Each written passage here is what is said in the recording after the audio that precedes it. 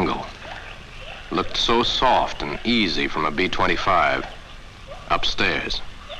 But now, downstairs, the jungle looks very different. And there's a 5-man crew in it, somewhere.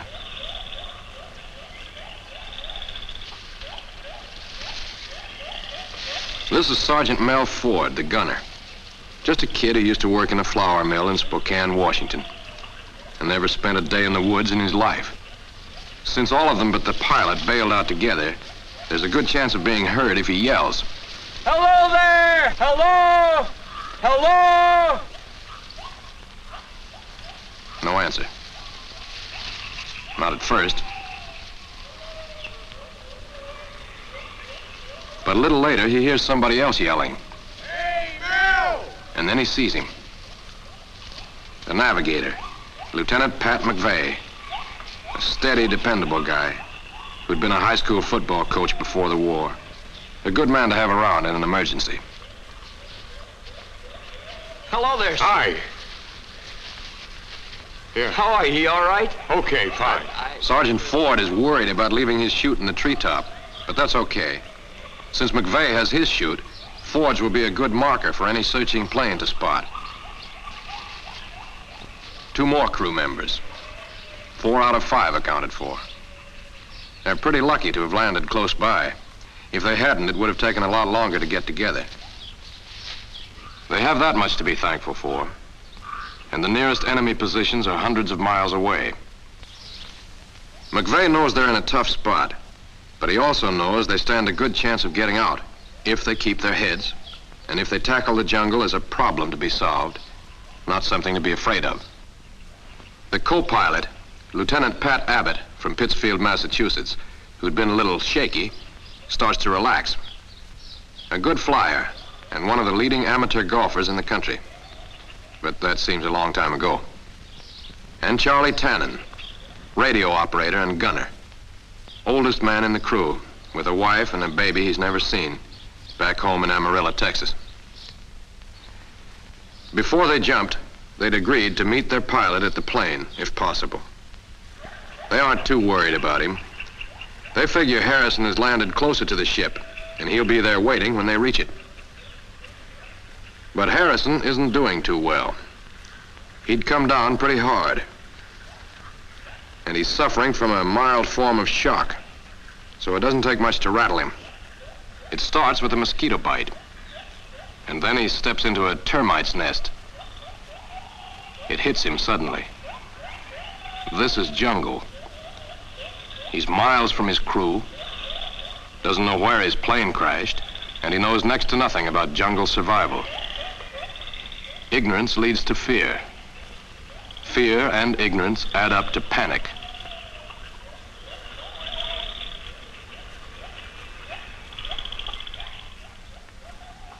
As soon as he protects himself from the swarms of insects, he takes stock of what he has, inspects his jungle kit for the first time in months. A little late. His mosquito gloves and head net are there, but his signal flares, and worst of all, his compass are missing.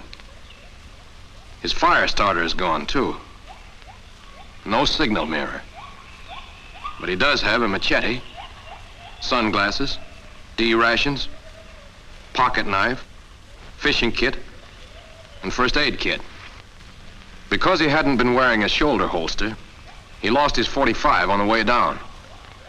His sleeping bag is there, but he has no map, no canteen, and no jungle survival manual. Not what he should have had if he'd checked his equipment before takeoff, but enough if he keeps his head. Shoes are a problem.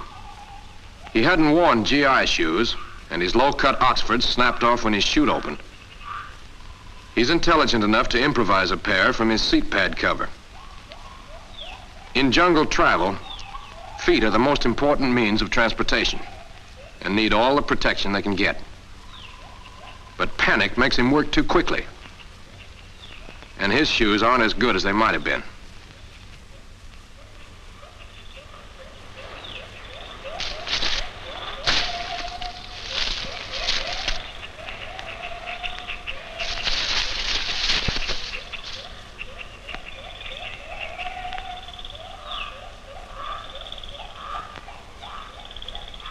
An hour later, he's gone less than a quarter of a mile. And he has a serious transportation problem. Since he didn't watch where he put his feet, they're pierced by thorns and covered with stone bruises. His thirst is like burning pain, and panic makes him yell for Pat. Pat! Pat! Pat! Yell when he knows he's miles from his crew.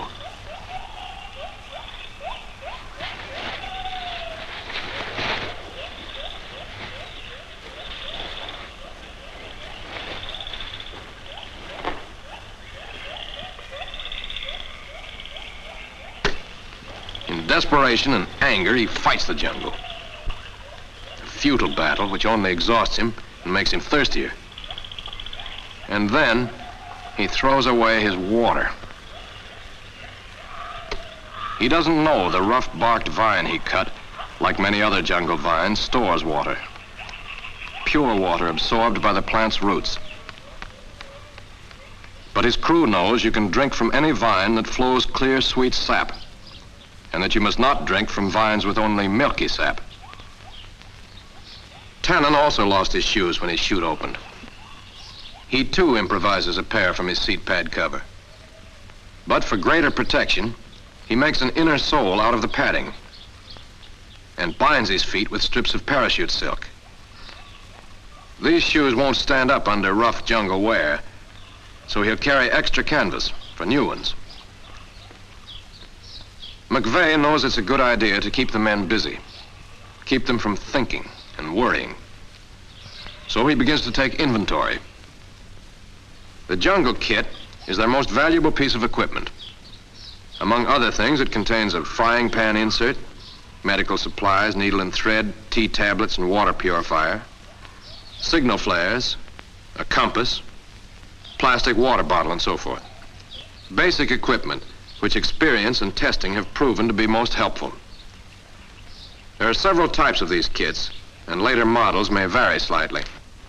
Besides this kit, they have pistol belt first aid kits and parachute first aid kits, and their parachutes. As much of the parachute silk as possible should be kept. It has unlimited uses. Once you land in the jungle, it's not so much what you have as how well you use it. Materials should be conserved.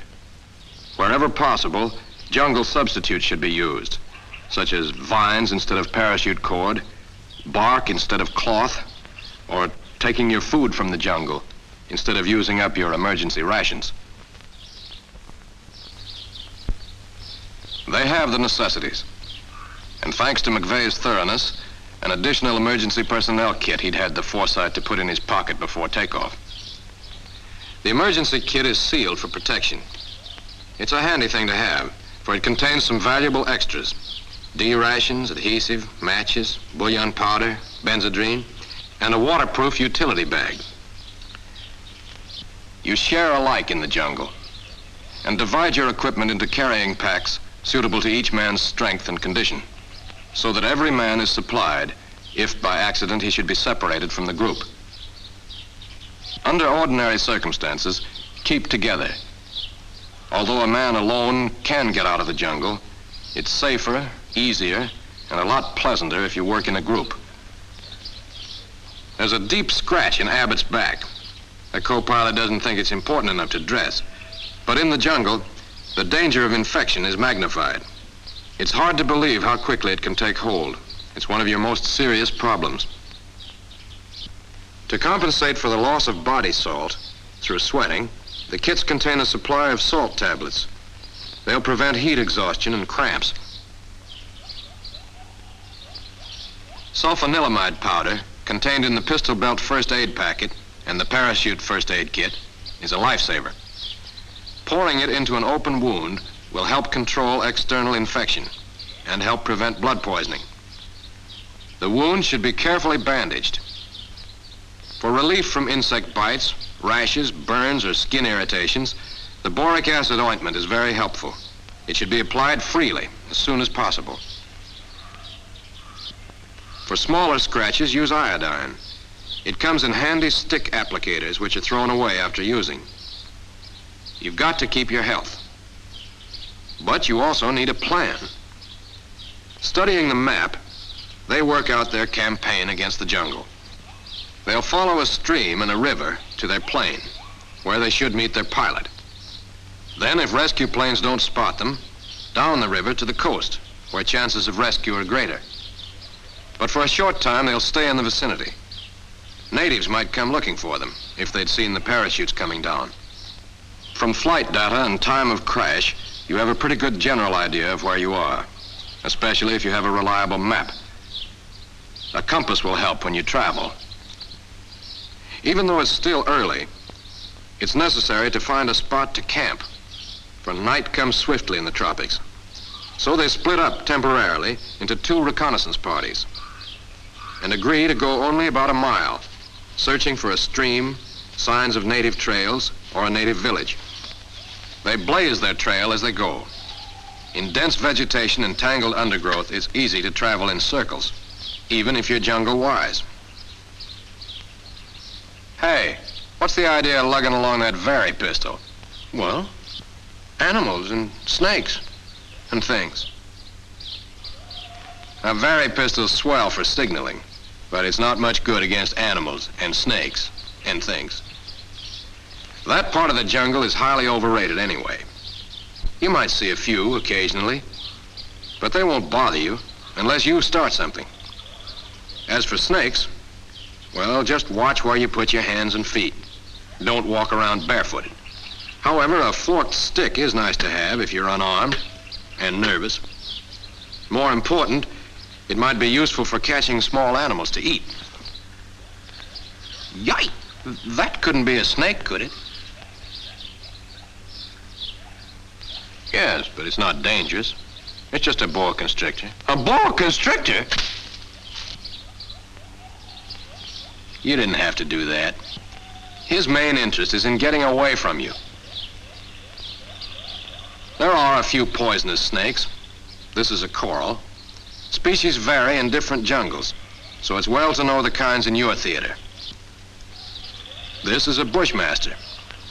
Even though he's the deadliest snake in the world, the odds that he or any other snake will bite you are about the same as you're being struck by lightning. So relax.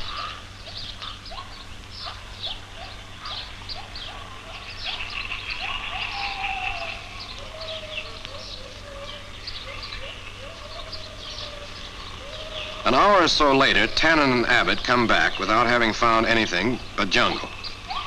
Although it's hot and uncomfortable, and they're bothered by the strange jungle noises, they know now that jungle isn't as bad as it's been painted. Nothing like the exaggerated idea you get from too many Tarzan books. Tannen knows if you've got time on your hands, you want to keep busy. So he decides to lighten his pack. Every extra pound should be discarded.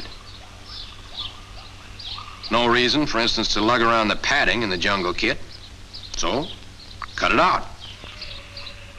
Abbott bones up on the jungle emergency manual in the kit and learns a few useful tricks. How to convert his parachute pack into a knapsack, for instance. The pack itself forms the carrying pouch, and the web straps form the shoulder straps. Just a simple operation. It isn't long before McVeigh and Ford return with good news.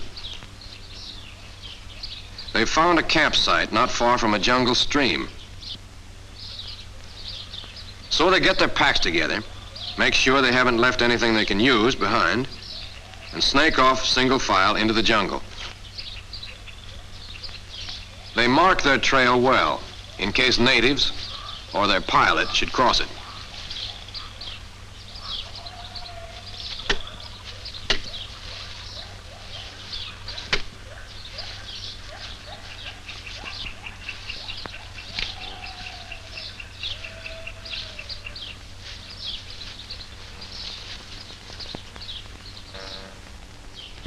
Pitching camp near a stream puts fresh running water at their doorstep and gives them a front yard full of freshwater food.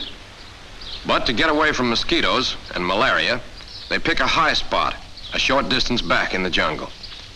In making beds, the idea is to get a platform off the ground, above the jungle dampness and the insects. They make their beds by planting 4 stout upright poles in the ground. Supports and crossbars are tied down with strong jungle vines. For a mattress, palm leaves, or any large leaves at hand.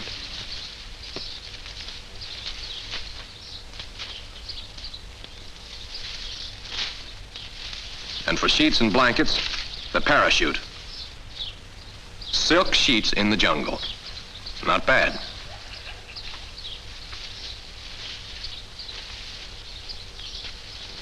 With a whole jungle full of branches, wouldn't you know Mel Ford would pick one with thorns? Not only do the thorns prick, but they may be hollow. Queen ants sometimes lay their eggs inside them, and these branches are crawling. McVeigh also warns him about a plant with short detachable hairs on the pods. Hairs which will stick to your skin and cause violent itching.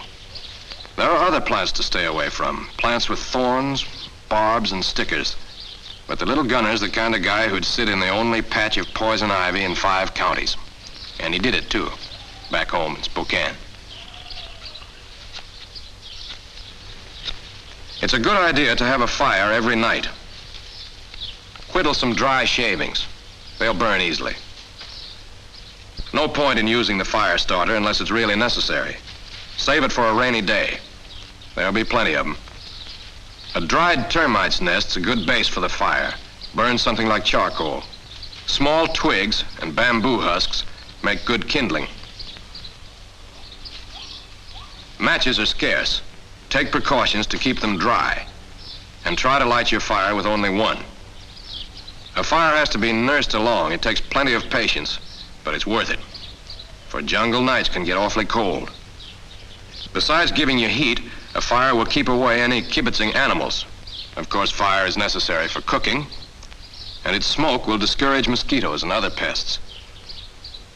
Finding dry wood is often a problem. Wood hanging from vines or standing dead trees may be dry. Wet wood can be split open and the dry heartwood used. Certain resinous and oily wood and palms, which are highly inflammable, will burn even if they're green. When the fire is well started, larger sticks should be laid on in a radial pattern. Burns better that way.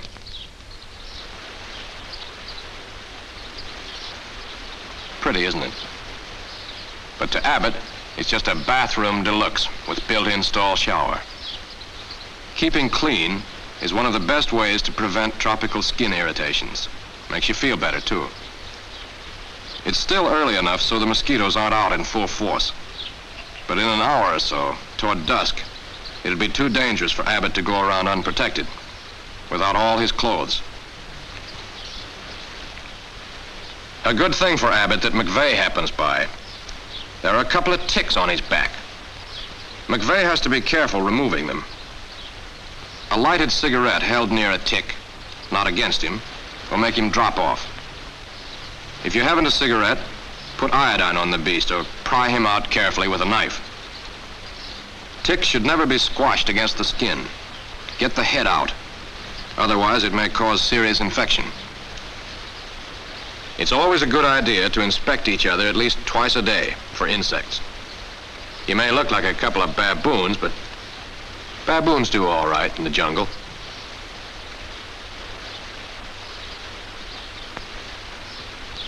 Iodine's applied to tick bites at once to avoid infection.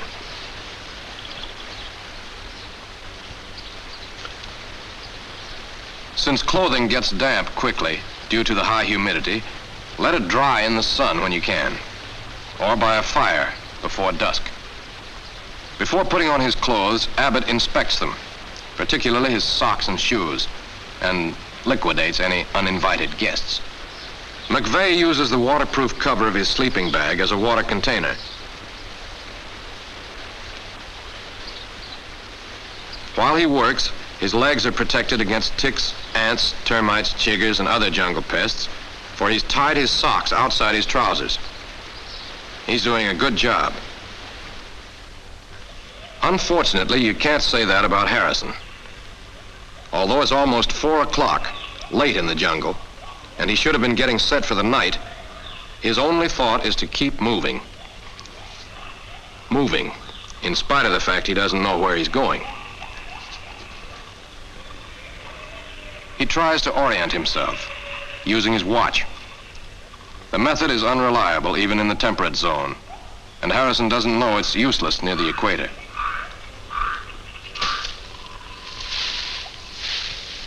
After a while, he learns from painful experience to go around obstacles instead of through them. He thinks he's getting smarter, until he realizes with a sickening feeling in the pit of his stomach that he's passed the same spot twice. That's when he makes his first blaze.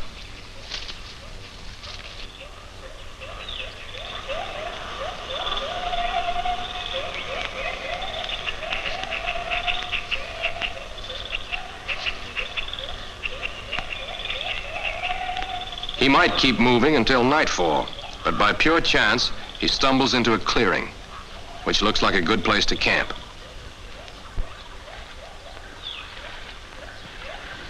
The ground is covered with insects.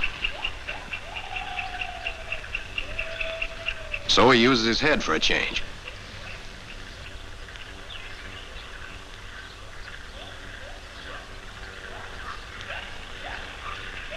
He's learning slowly, getting over his panic.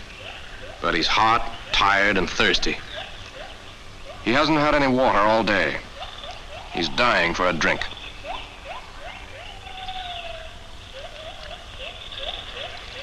Yet he thinks this jungle pool is so brackish and polluted that his halazone can't purify it. He's wrong again. His crew knows halazone works wonders if it's used properly. 2 halazone tablets should be crushed and added to each quart of water. Shake the container thoroughly, then let it stand for half an hour. If you don't smell chlorine, add more halazone until you do. The water is then safe to drink. Water can be purified without halazone by boiling for at least 5 minutes.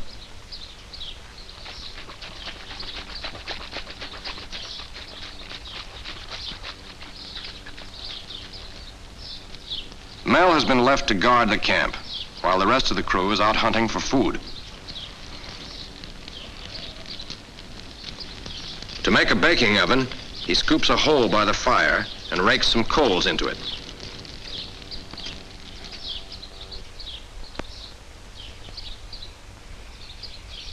He's caught a tortoise. Poor, helpless little creature. He feels sorry for it. Tortoise should be baked whole in the shell to preserve the natural juices. Birds, too, can be baked whole, feathers and all, and then cleaned before eating. But they should be packed in mud instead of leaves. After the tortoise is placed in the scooped-out oven, it's covered with a layer of dirt, which acts as insulation from the coals you rake over it. In 2 hours, a dish that would cost $5 at the Waldorf.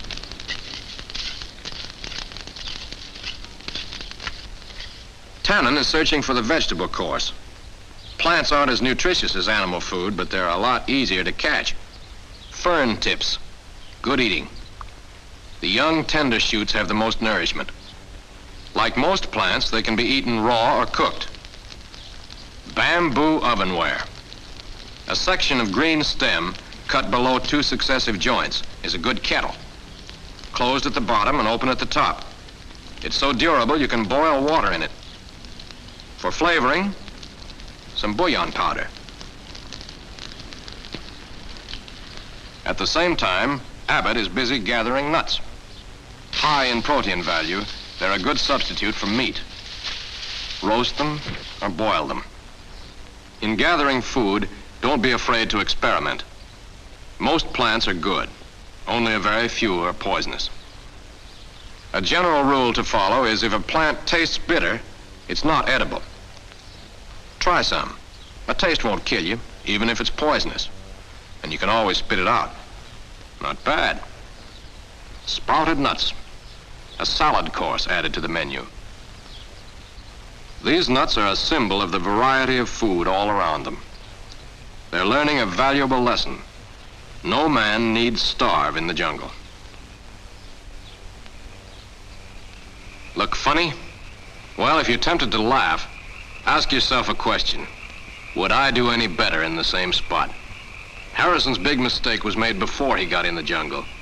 He didn't learn how to lick it, and he wasn't prepared. He's smart enough to build his bed in a low tree, and he's well protected against mosquitoes. But hungry as he is, all he has to eat are his dried D rations. And what's more, he's worried about his crew. Worried about his crew.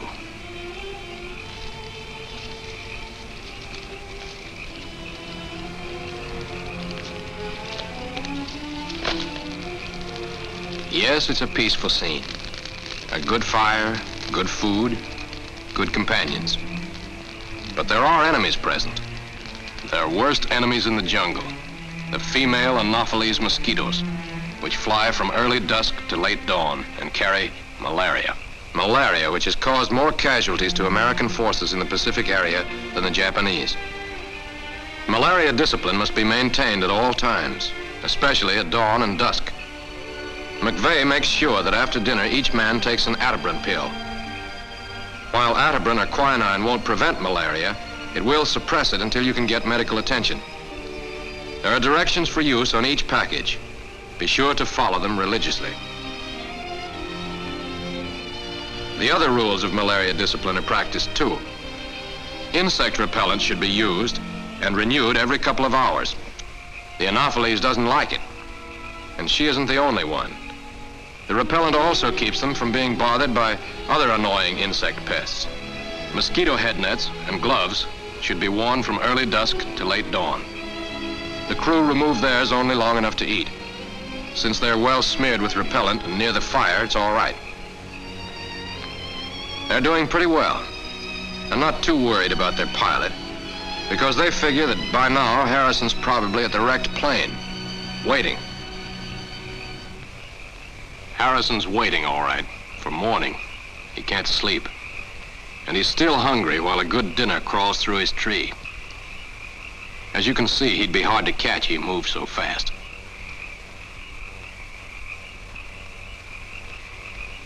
And this lizard looks like a bad dream, but it's a tasty dish. Wild fruit hanging over his head, good to eat. There's enough food right near him, but he doesn't know enough to go after it. So he stays hungry. The crew have eaten well, but want to provide for the next day. So Mel Ford decides to make a trap.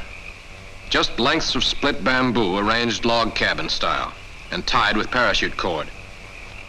A simple trigger stick will spring the trap. Small animals are more likely to be attracted by food unfamiliar to them. A sacrifice of a small piece of chocolate D ration for bait may pay big dividends.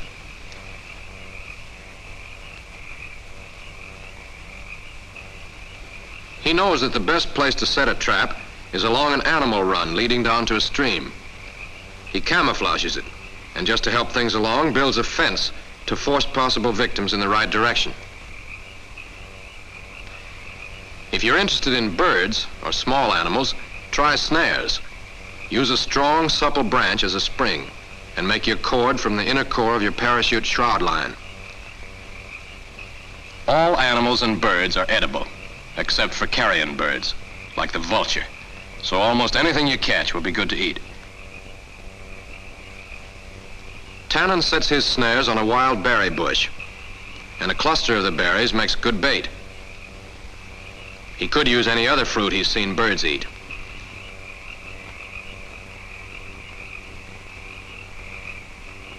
Like Ford, he camouflages his snares and builds guides to force the birds or animals in. Bird enters snare. Branch springs back. Meat on the table. He hopes. Jungle streams are usually well stocked, loaded with fish. There are other ways to catch them besides using the tackle in the kit. A blazing torch or flashlight attracts them, brings them within range. A dip net is improvised from the pilot chute, fastened around a bent branch. Any fish living in freshwater streams are good to eat. That goes for eels and frogs, too. Shellfish are good, like this crayfish, which, boiled, is as good as shrimp. There are a few poisonous fish, but they occur only in brackish or salt water. The backside of the machete can also be used to kill fish.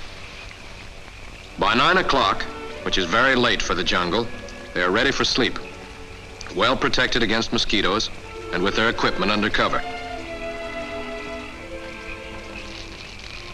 They plan to rotate guards during the night to tend the fire, and if a plane happens over, to signal with the Very pistol. Sleep is important. You need more of it in the tropics. You've got to conserve your energy and keep up your strength as a resistance against disease. And while they sleep, the jungle is working for them. Shortly before dawn, a tropical rabbit on his way to the stream for a drink. He can't make up his mind. That chocolate might be good. No, it might be bad. Well, it might be good. Too bad. The next morning, Ford and Tannen get up early to inspect their traps.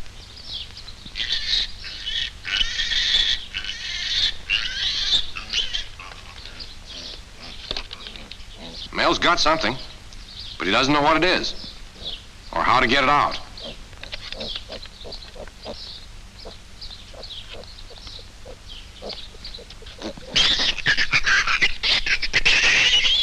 He should make a pointed spear and kill the animal in the trap, but he's too excited to think. Ouch!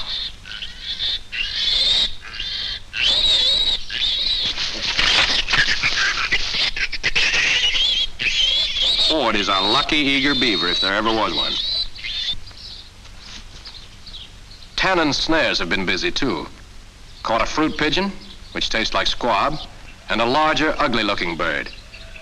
But ugliness, like beauty, is only skin deep. And once you get past the skin, there's good meat on those bones. Harrison is also doing some big game hunting. A porcupine, contrary to popular opinion, doesn't throw its quills. So Harrison could be a lot braver.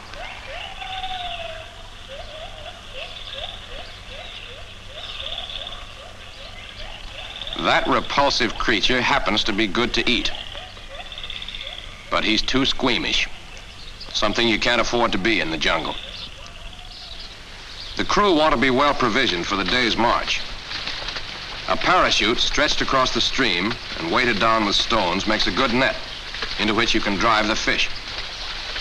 There's not much technique, just a lot of noise, splashing, and beating.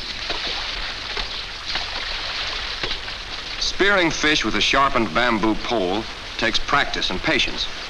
You've got a deflection shot because water bends light, so timing and lead are important. Not even a good gunner can hope to do this the first time, but it's not too difficult with practice.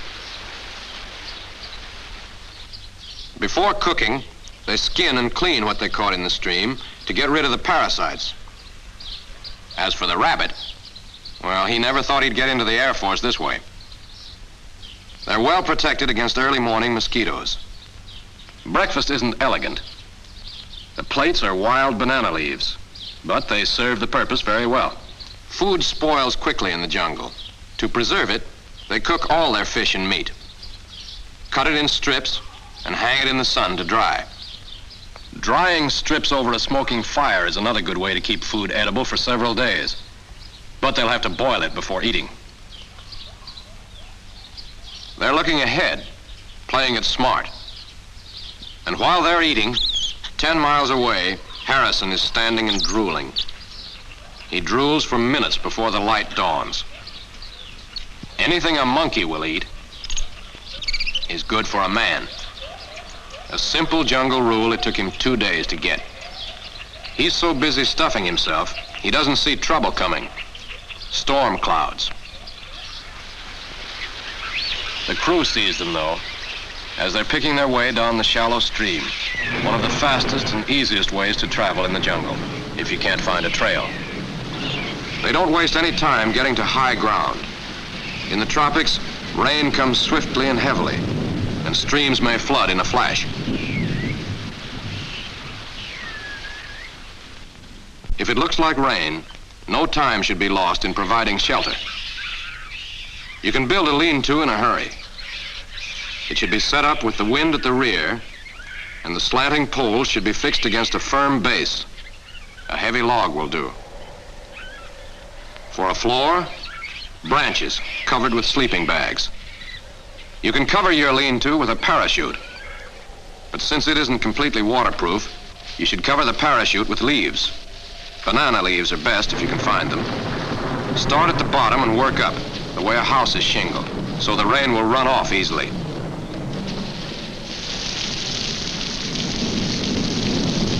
Harrison is caught short again, with no time to rig up adequate protection. He could cover his shelter with the large leaves around him, but that might be using his head. A fire would be a big help. You'd think he'd know enough to strip the wet bark from his wood, or to whittle some dry shavings. Naturally, his fire is a great success.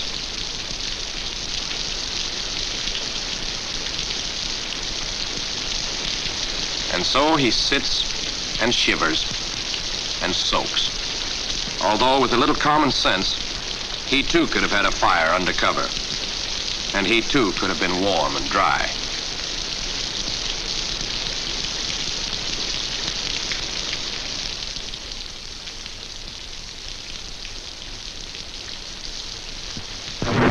The crew finds the food they'd preserved comes in handy. For dessert, wild pineapple, picked up along the way. Tannen feels a little sorry for the folks back home, with pineapple 26 points a can. Even the rain works for them, filling open containers with good drinking water. The next morning, they reach the large river indicated on their map. The first leg is over, but they still have a long way to go. To get bamboo for a raft, Tannen crossed the river. As he tows the wood back, the crew throws rocks and makes more than enough noise to scare off what few crocodiles there are. He also keeps his clothes on, further protection, and wears his Mae West. It makes swimming a lot easier.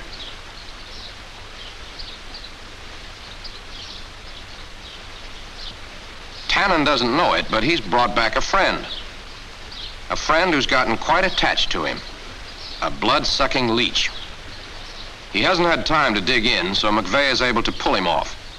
When a leech is firmly fastened, you have to apply salt, iodine, or tobacco juice. Then he'll be glad to leave. Naturally, iodine should be applied at once to the wound. A raft should be built sturdily, with light wood, or lengths of bamboo tied with parachute cord and vines. Fibrous wood, like the palm, gets waterlogged easily and will sink. It looks like a big job, but it takes 4 men, only 2 hours to build. It would take a man alone half a day to build one in a smaller size, but even then the time saved in travel would be worth it.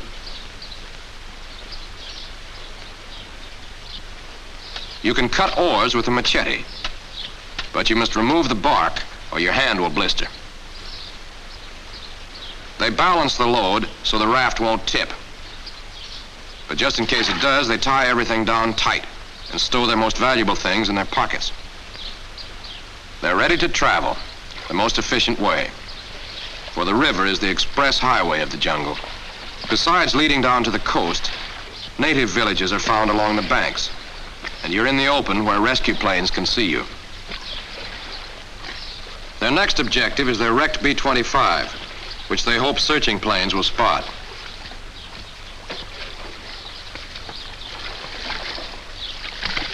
Tannen is assigned the lookout's job. He'll watch for snags and submerged logs which might upset them, and he'll listen for rapids or waterfalls ahead.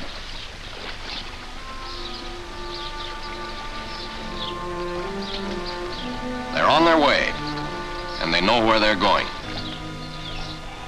Just like Harrison.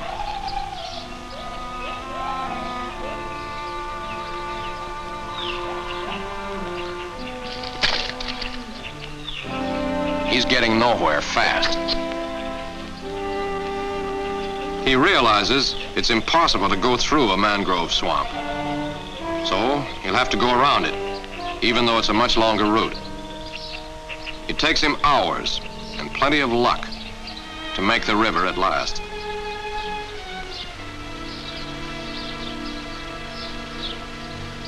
One look at that open mouth and the river doesn't look so hot. He doesn't know a rock or two would have sent the crocs on their way, and he thinks a raft is a job for a battalion of engineers. So back he goes into the jungle and doesn't even mark the rock in case natives or his own crew pass by.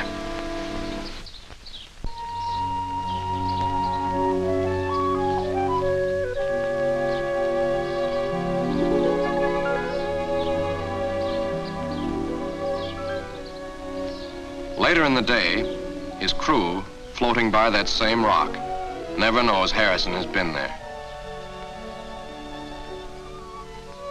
They take advantage of this cook's tour to study the flora and fauna on the banks with the help of the jungle manual.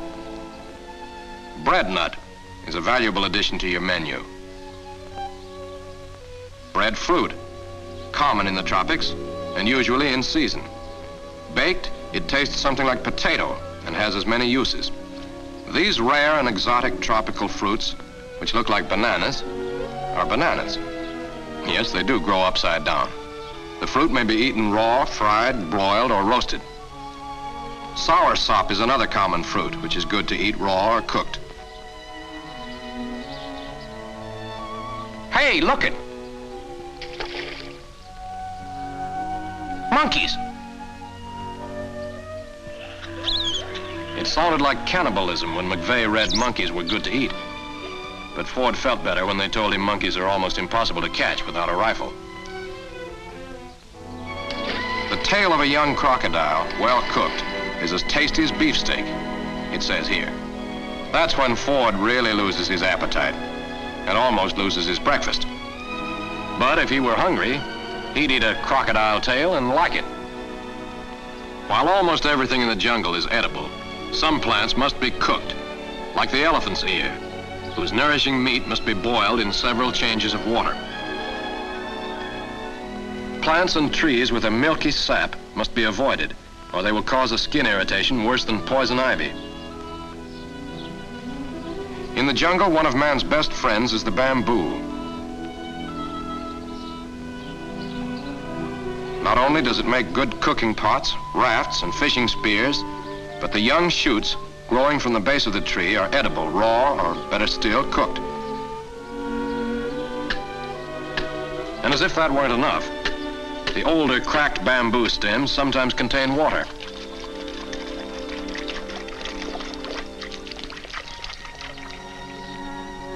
The sun's heat is intense, but that shouldn't stop you from absorbing some sunshine vitamins if you're careful not to overdo it, even on cloudy days.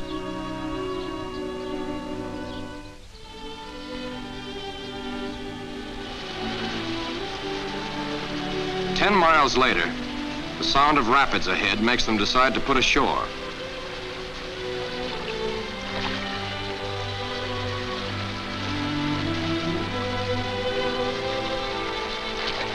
If they'd wanted to, they could have floated the raft down the rough and rocky waters ahead by tying vines to it and guiding it along from the bank.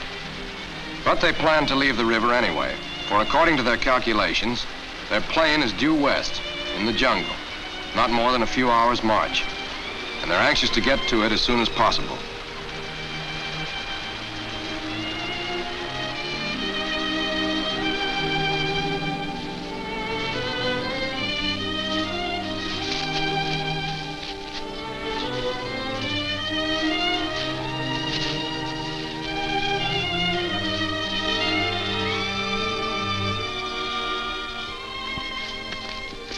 When they finally reach the plain, what's left of it, they get their first real shock. They'd expected to find Harrison. There's no sign of him. They yell themselves hoarse. But Harrison is miles away in the jungle, in serious trouble. He's lost his Atterbury, and he's afraid he's coming down with malaria.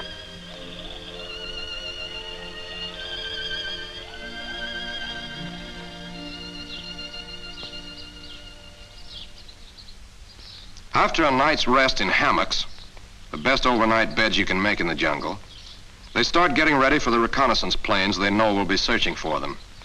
Oil left in an oil line to saturate the firewood and make it send up a heavy smoke. Contrasting colors are more easily distinguished from the air, so everything white or yellow that will stand out against the dark jungle background is spread in the clearing.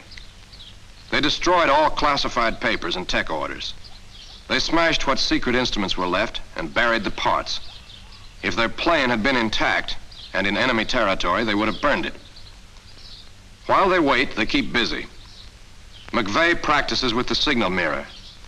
He knows it has to be aimed accurately for the reflection of the sun in the mirror to be seen by a passing plane. A pattern is thrown on his shirt through the clear cross in the center of the mirror. When this pattern is superimposed over or coincides with the cross in the mirror, the signal beam is aimed at whatever object is seen through the cross. If he hadn't a mirror, any shiny piece of metal would do almost as well. The emergency radio is beyond repair, but Tannen inflates the antenna balloon.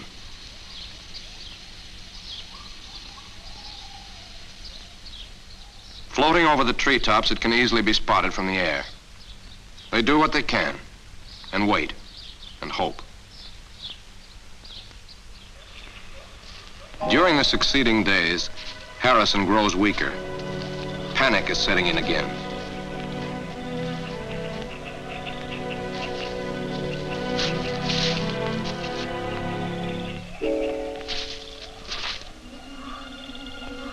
He knows he's lost, and at the end of his rope.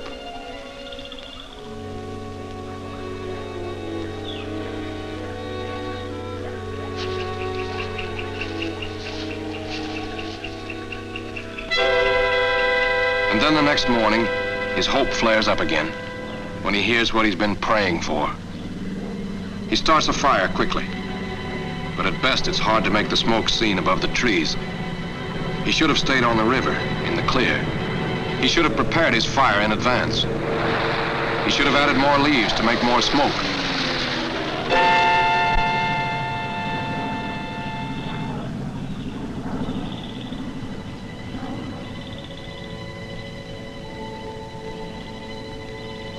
Yes, there are a lot of things he should have done.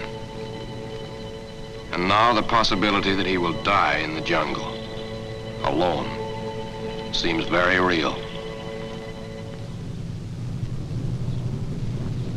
It isn't long before the crew hears the same plane. Their long hours of preparation help them do things quickly and efficiently. Ford gets the fire started. Abbott crushes the Mae West Sea Marker die. It spreads across the stream, already marked by a suspended parachute. Tannen adds plenty of leaves to build the smoke blacker and higher, and it spirals upward into the sky. McVeigh uses his signal mirror.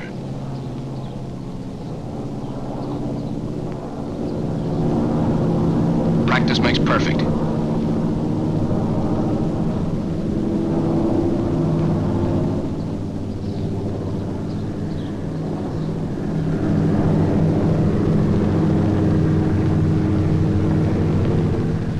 They know they're spotted. Now they clear space for the signal panel. The jungle manual gives them the patterns for an even dozen messages.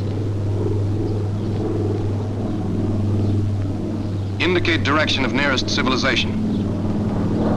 They watch the plane bank and fly due south.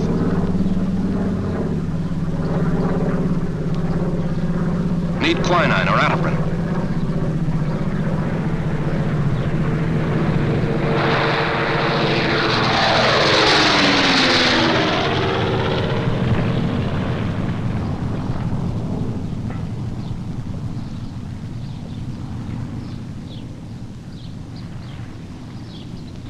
They get more than they asked for.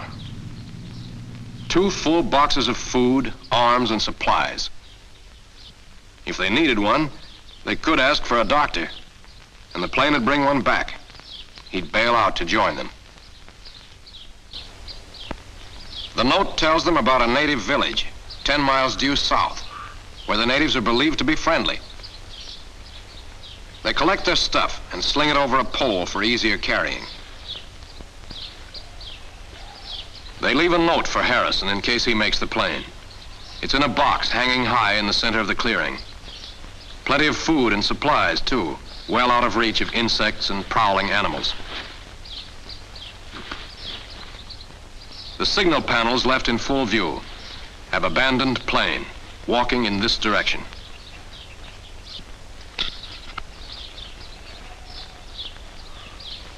They leave a trail a 2-year-old could follow. Every direction marker recommended by the survival manual.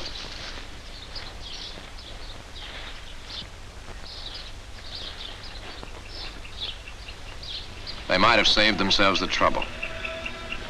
It's a trail Harrison will never see. He has malaria, and there's nothing he can do about it. His legs and arms are heavy. He can barely drag himself along.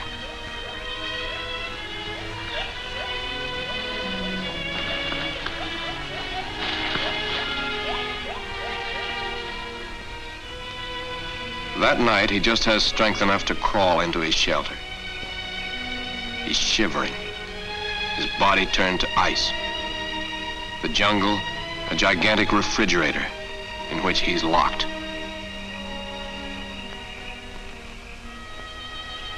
And then the next morning, the jungle is an oven, baking him alive.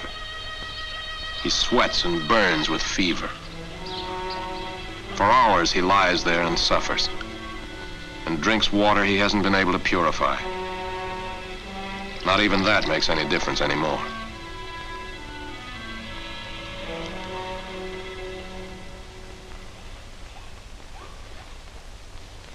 The third day after leaving their wrecked plane, the crew reaches a native garden on the outskirts of the village they'd been searching for.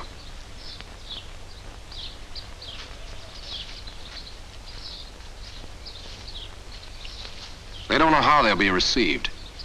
The village might throw a feast for them, or the village might make a feast of them. They decide to pool all the odds and ends and trinkets they're carrying. Presents for the head man. They know that junk and a friendly smile will work wonders. McVeigh also gives them a few tips. Most native peoples, although they may seem inferior to you, have traditions and a culture which they value highly and which you must respect. If they want to, they can save your life. If not, well, the Japs are in the market, and there are no ceiling prices. Besides, your good behavior may make it a lot easier for some other crew in a tough spot. The water around native villages is usually polluted. Don't drink it. Don't enter native huts. Don't eat native prepared foods, unless a refusal will antagonize your hosts, in which case you've got to take a chance. And when you enter a village, let the people come and find you. They know you're there, even though you can't see them.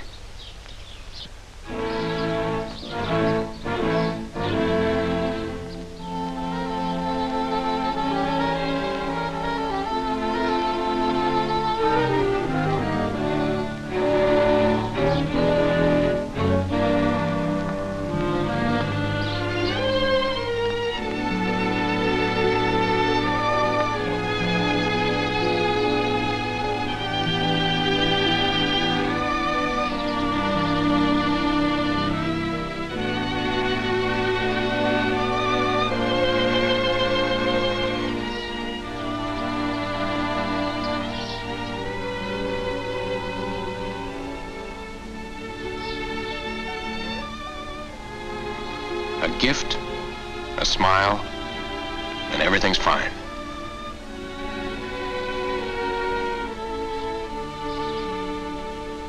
But Ford seems to be bothered. Uh-oh. She's not for you, soldier. She's one of 3 things that are taboo. The others are gardens and pigs. You're in enough trouble, so don't even look. McVeigh, in sign language, gets the chief to send a searching party for their pilot. It costs all of 75 cents. A lot more than Harrison is worth at the moment.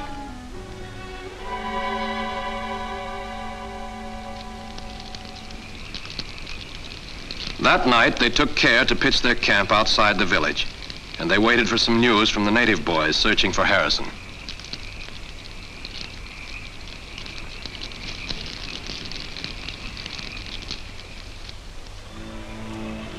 He's able to walk, for he has a benign tertian malaria, which hits every other day. Benign. That's a laugh.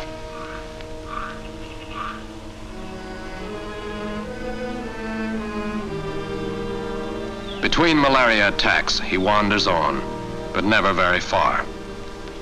He's so hungry he eats grubs and termites, which keep him alive, or a reasonable facsimile thereof.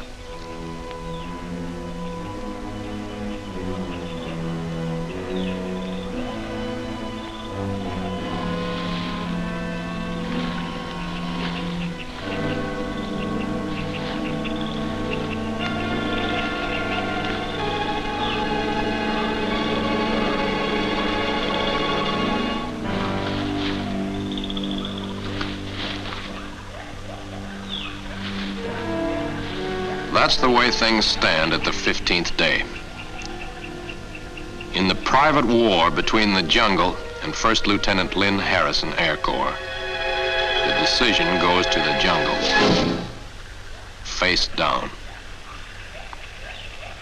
He's dying, and it wouldn't have taken long if luck hadn't dealt herself a hand in the game.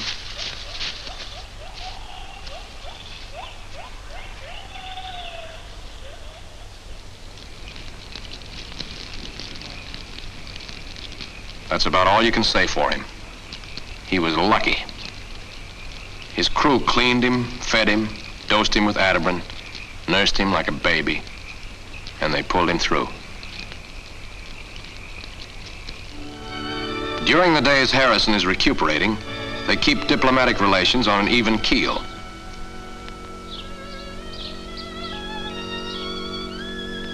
Ford's routine brings down the house.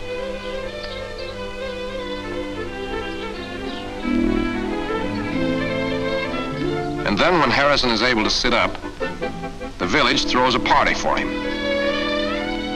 In a few days, Harrison would be well enough to travel, and they'd head for the coast where they'd be picked up.